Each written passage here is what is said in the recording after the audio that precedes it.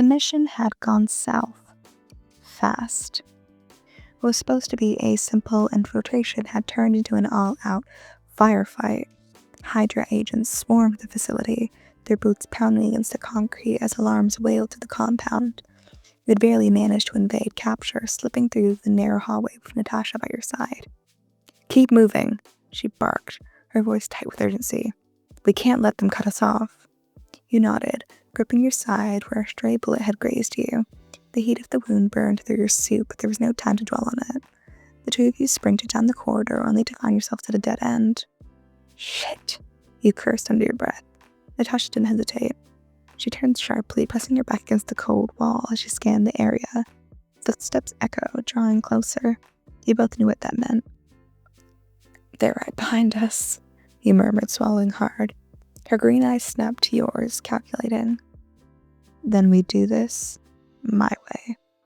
Before you could ask what she meant, Natasha grabbed you by the collar of your suit and slammed you against the wall.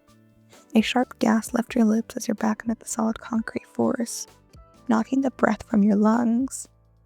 "Nat, shut up." The command was quiet but firm. Her body pressed against yours, her warmth stark against the cold wall.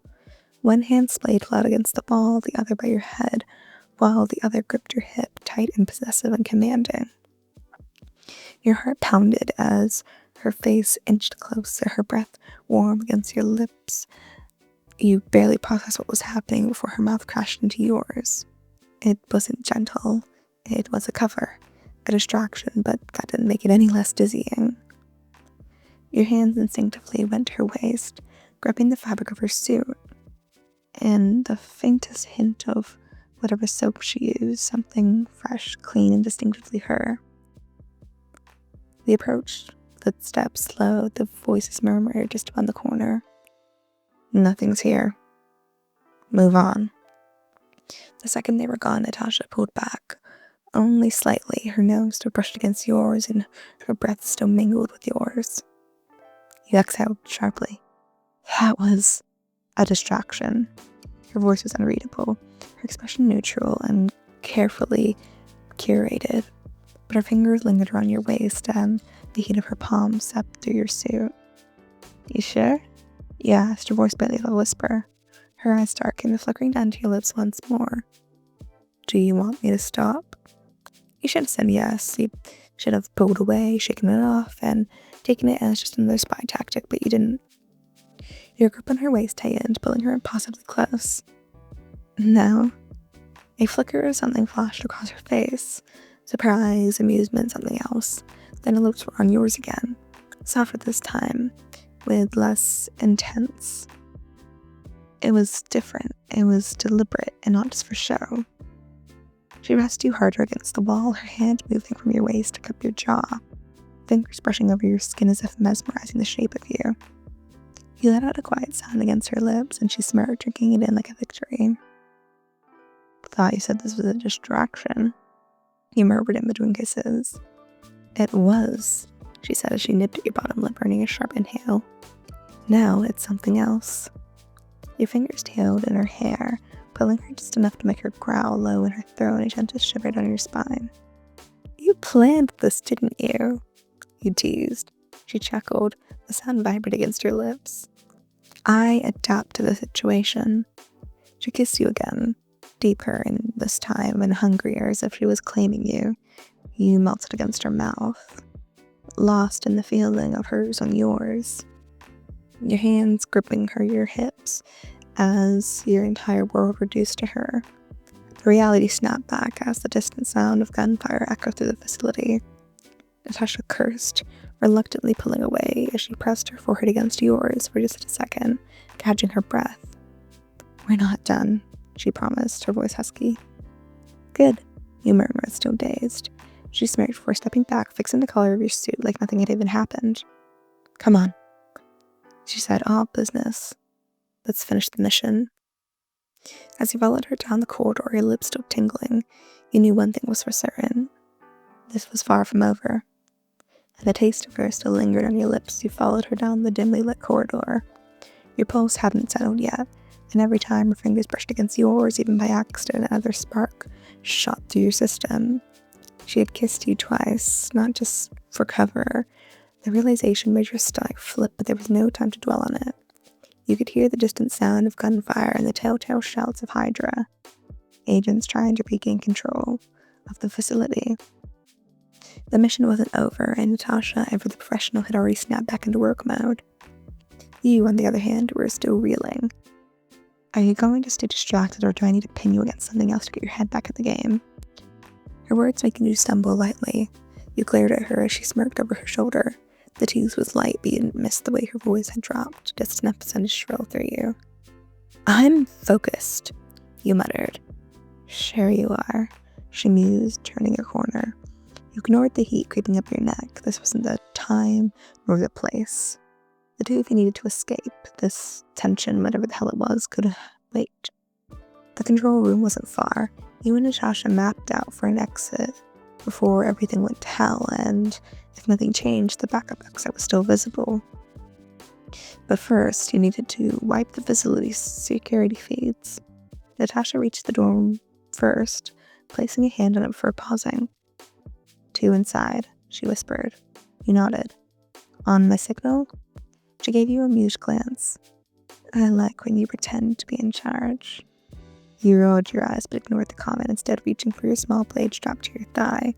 With a silent count, you pushed the door open. Two Hydra operatives standing in front of you, and they were in a row of monitors, both too focused on the screens to notice the two of you slip inside. Natasha moved first. Swift and deadly, her widow's bike crackled as she pressed it to one of their necks, sending bolts of electricity through his body. He collapsed instantly. The second guard barely had time to react before you grabbed him from behind, clamping a hand over his mouth and dragging your knife into his side. He went limp in your arms, and you lowered him silently to the floor. Natasha shot you an approving glance. Efficient. You sound surprised, you shot back. I like when you show off, she mumbled. She was flirting again. You weren't sure if it was intentional or she simply thrived in moments of high tension and adrenaline. Either way, it was doing things to you.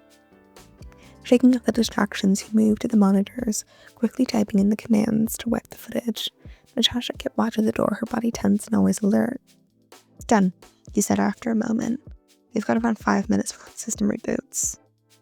Then we move, she ordered, already heading for the exit. You followed, weaving through the facility as quickly as possible, as your body still ached from earlier. The grays on your side throbbed, but you didn't slow down.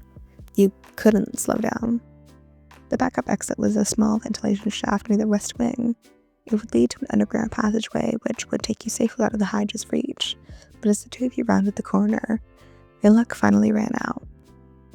A squad of guards stood at the end of the hallway, weapons raised.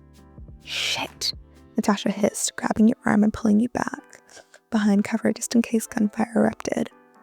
Bullets ricocheted off the walls and sparks flied as the both of you pressed yourselves against the cold concrete. You reached for your gun, but before you could move, Natasha turned to you, her expression unreadable. We're pinned, you said breathlessly. She nodded, eyes scanning the area. We'll have to fight our way through. You swallowed hard. The odds were not in your favor, but this wasn't the first time you and Natasha had been in a tight spot together. We'll split them up, she continued. Draw their fire and take them down one by one. That sounds risky, you said. She smirked. You scared? He narrowed your eyes. You wish. She chuckled, and without warning, she grabbed your wrist and pulled you in close. Too close.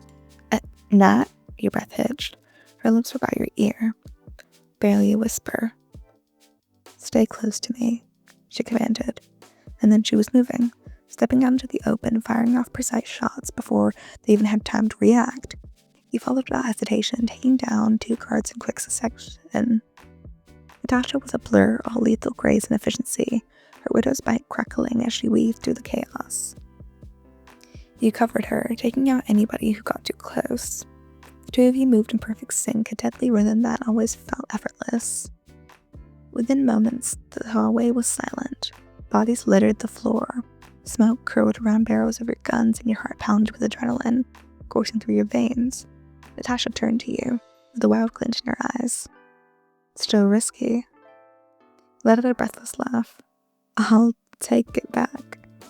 Her gaze flickered down to your wound on your side. You're hurt. No, it's nothing. She stepped closer, her hand brushing against her shirt, fingers grazing the raw skin that sent a jolt of something electric through your body. Something completely unrelated to the battle you just fought. You're always so damn stubborn, she muttered. Before you could even respond, she pressed a quick, unexpected kiss to your jaw. It was softer than the ones before, more intentional. You really had time to react. Come on, she said, as if nothing happened. Let's get out of here.